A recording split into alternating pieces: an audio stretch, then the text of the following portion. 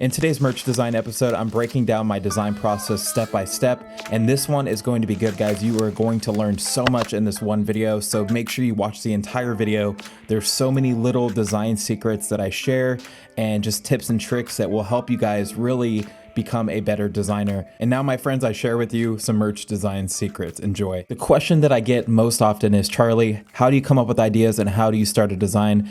And my answer is always the same. I start with basic shapes. Shapes take many forms, and with many forms comes many designs. So you can come up with so many different designs with one shape, and there are so many shapes out there, and you can customize them. Adding things like strokes and colors to shapes can make them stand out and take a new life of their own. Combine circles, rectangles, triangles, all these different shapes together to create a truly unique design. And there are millions of different combinations that you can go with to make your design stand out.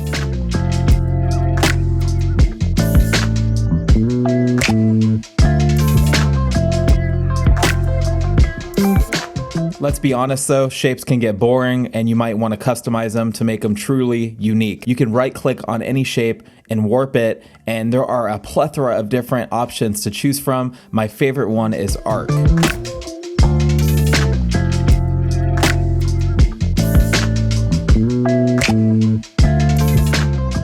One thing that I mention in a lot of my tutorials is layer masks, and they are so important to create complex shapes in Photoshop, especially when you're trying to cut other shapes using shapes, if that makes sense. So right here, you're going to see me use another rectangle on each side of this arced rectangle. The reason why I'm doing this is because I'm going to make a selection of them and then hide them and make a layer mask on that rectangle that I arced, and that is going to cut them out of that shape, if that makes sense.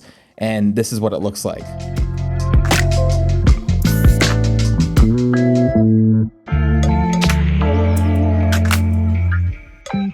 Now I'm using layer styles to add a color overlay and a stroke to my shape. I'm going with a white color overlay and a black stroke in this case, and we will change that later on. And right there, I'm just duplicating it, and then I'm duplicating it and flipping it vertically in order to put it at the bottom. And we're creating a duplicate copy to do that. And if you want to do it really fast on your keyboard, you just press Command or Alt J and it will duplicate the layer that you're selecting. Now let's add some more circles to the design to make it really stand out.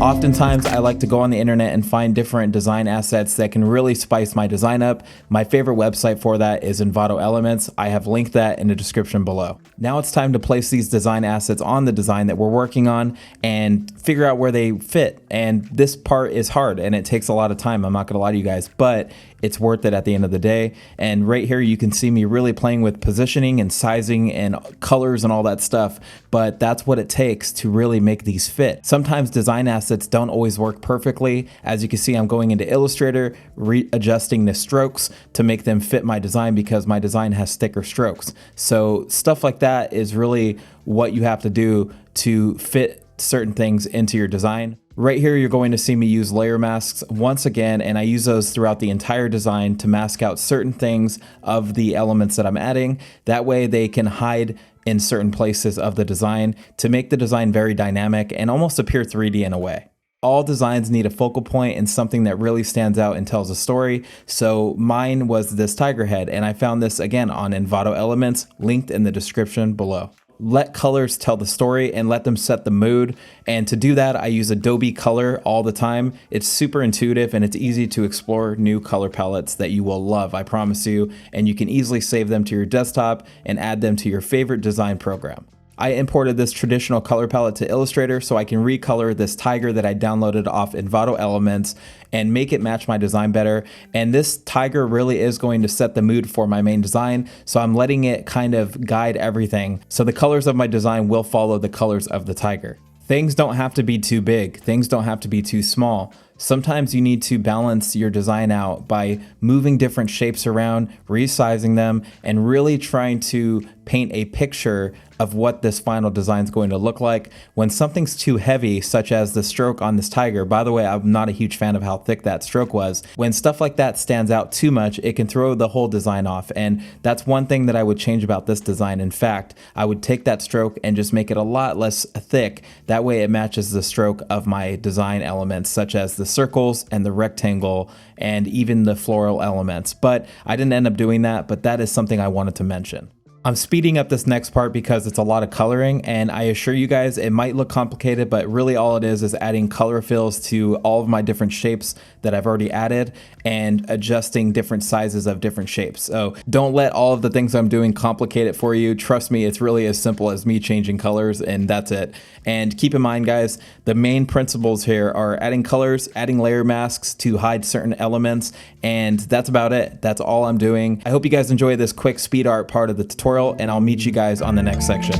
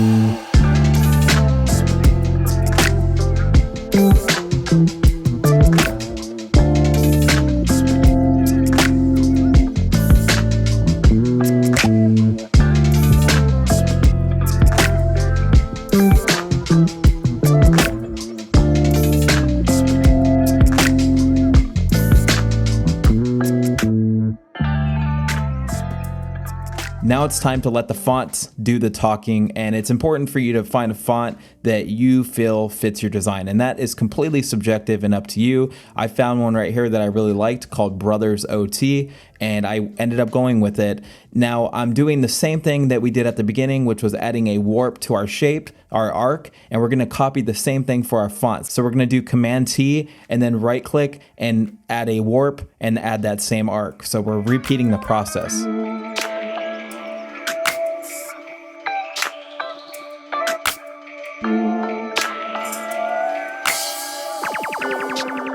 I want you guys to remember one simple thing.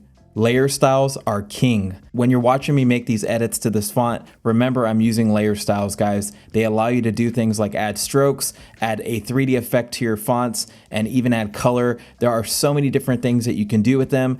And again, they are so powerful. Watch me use layer styles to really transform Fearless on the top and make it match my design. Another powerful thing that you can do with layer styles is copy them to other layers, which I do once I'm finished with Fearless. I change the text on the bottom and then copy the layer styles over to the bottom text. Marching ants is a term that you've probably heard of but don't know what it is. And what that means is when you make a selection on something, you see these little marching lines, and some designers call them marching ants. I use these all the time to make a certain selection. That way I can paint inside of that selection, and that's what I'm doing right here. I'm painting using a soft round brush and the blend mode dissolve to create this gritty, almost like spray paint effect, and it looks really good inside of fonts, and I use this method all the time, and I've even talked about it in previous videos. The cool thing about marching ants is you can actually expand them or contract them using select. We will cover that in future videos as well. Now that you guys have all these awesome new design skills, you can watch me create this design and you know exactly what I'm doing because you learned the language, you learned the lingo. If you are still confused, no worries, I will cover more of this in future videos. There are so many more videos to come, guys, so don't get discouraged, keep practicing. Now it's time for a challenge. I want you guys to watch the rest of this video and write down notes of things that you learned so far as you see me doing them. Remember, guys, I'm using the same methods that I just taught you over and over again. So try to spot the things that I taught you so far watching the rest of this video. That is it for me, guys. My name is Charlie Pangus. Enjoy the rest of this video. I'll catch you guys in the next one.